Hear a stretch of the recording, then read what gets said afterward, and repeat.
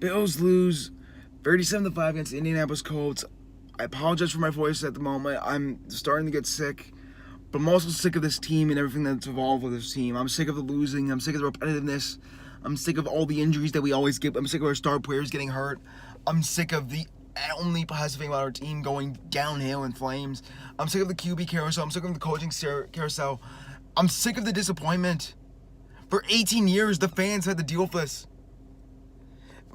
What's got to change?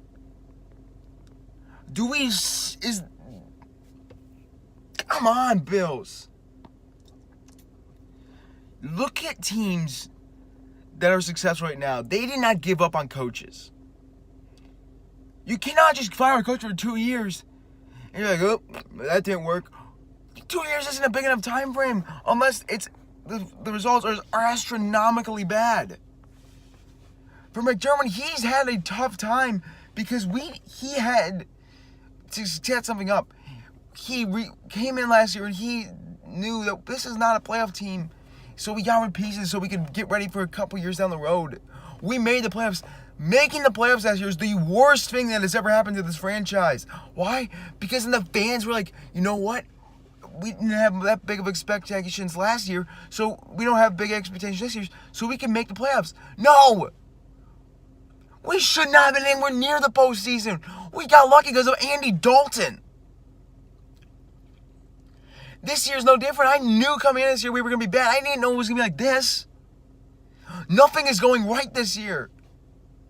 We haven't been able to do anything on offense. Oh my goodness, I'm bumming over my words. I'm just so pissed. I just want something to change. For once, I want something good to happen for this team. I don't know when that's going to happen, but it's going to happen sometime. I feel it. I know it. Change can happen. Look at the Seahawks. That team was always a roller coaster. Then they got good. They had an owner that was dedicated to this. Now, Paul Allen, he did pass away, but the Seahawks, they also had some crumbling. But you know what? They made a Super Bowl. They made 2. Look at the Jaguars. They were an absolute laughingstock. Tom Coughlin comes in and he changes everything. He changes the focus of the defense. The defense was phenomenal for one season, and this year that defense is around. But he changed it. He changed the culture. Chiefs, well, they're kind of still saying the Eagles. People always said the Eagles, they can't get it done. They can't get it done. They can't get it done. They got it done. They won the Super Bowl.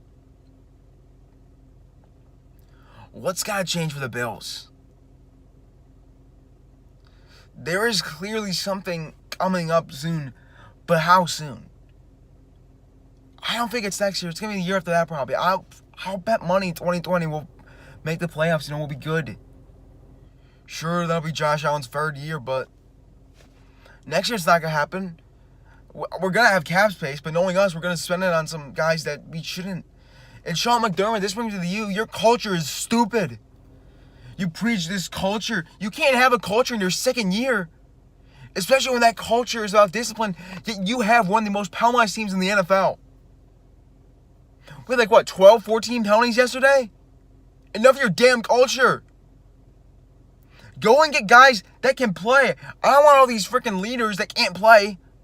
Some paid off. Lorenzo Alexander retaining him. Yeah, that's paid off. Bringing him in. That dude's old as crap. I don't know. We signed him for depth. And his first season, he had sacks in 8 straight games. He's paid off. Kyle Williams, thank God you kept him. Because that dude is the heart and soul of this defense. He's everything that is good with this team. You got guys like Jordan Poyer. That dude almost his career ended down the field against Tennessee. But we gave him a chance, and it paid off. Micah Hyde gave him a chance, and it's paid off. He's making the right moves. But he's also completely forgetting about the offense. We had the misfortune of having our top offensive line, one of our top offensive linemen, Eric Wood, have a freak neck injury and have to retire. We had the unfortunate of having Richie Incognito happen to him, and he retired. And we traded away Cordy Gunn so we could move up, to the 12th spot in the draft. There's 3 offensive linemen that are starters that we lost. And we didn't do anything to fix it. Next week, we got the Patriots in Buffalo Monday night. The Bills will be retiring Thurman Thomas's number, and I can only hope that will make this team come out ready to play. I'm not asking to win. I'm not asking to keep it close the entire game. I'm asking to be watchable. I'm asking for you guys to at least look good. I'm asking just for some hope that it's going to be all right. Because with the Sabres, we didn't have hope for a while. Then Jack Eichel came, and we got hope.